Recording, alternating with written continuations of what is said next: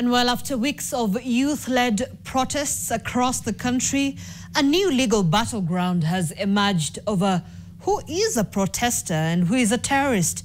This question has become urgent, with the state pressing terrorism-related charges against some of those arrested during the 25th June and Sabasaba demonstrations, most of them young people. One high-profile case is that of activist Boniface Mwangi, who was initially linked to terror facilitation, only to be charged days later with illegal possession of ammunition under the Firearms Act. Well, tonight, David Muthoka interrogates the Prevention of Terrorism Act and tells us whether it's being misused to criminalize protests. What are they saying? What are they saying? Protest, people must go. When activist Boniface Mwangi was arrested Saturday evening, the Directorate of Criminal Investigations said he was being held over terrorism facilitation. But when he was arraigned at the Kahawa Law Courts, where most terrorism suspects appear, the terrorism charge featured nowhere on the charge sheet. Instead, the state chose to charge him with possession of ammunition without a valid certificate, contrary to the Firearms Act.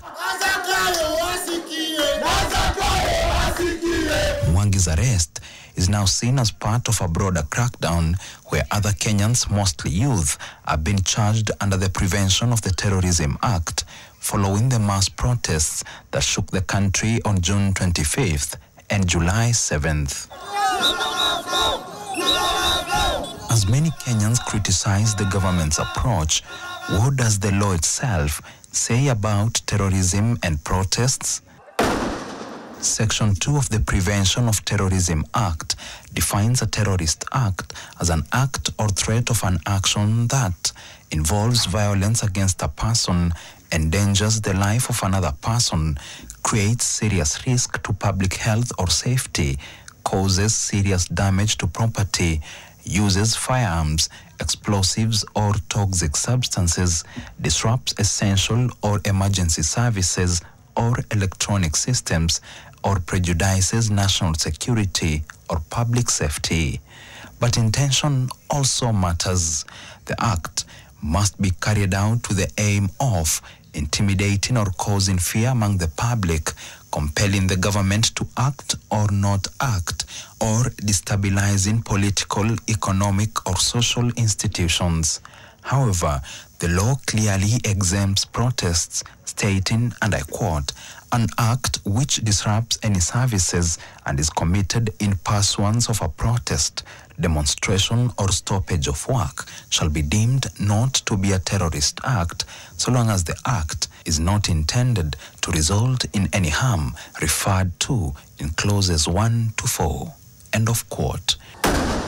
This clause, meant to protect peaceful protest, is at the center of the legal and political debate. What we are seeing are basically scare tactics. Yeah, so that people do not come out and express themselves over things they are unhappy with. It is obvious to everyone. I mean, it is obvious to me, and I hope that it is obvious to you and to nearly a majority of us, that to charge Boniface Mwangi or any of these people with acts of terrorism is completely ridiculous. David Muthoka, NTV.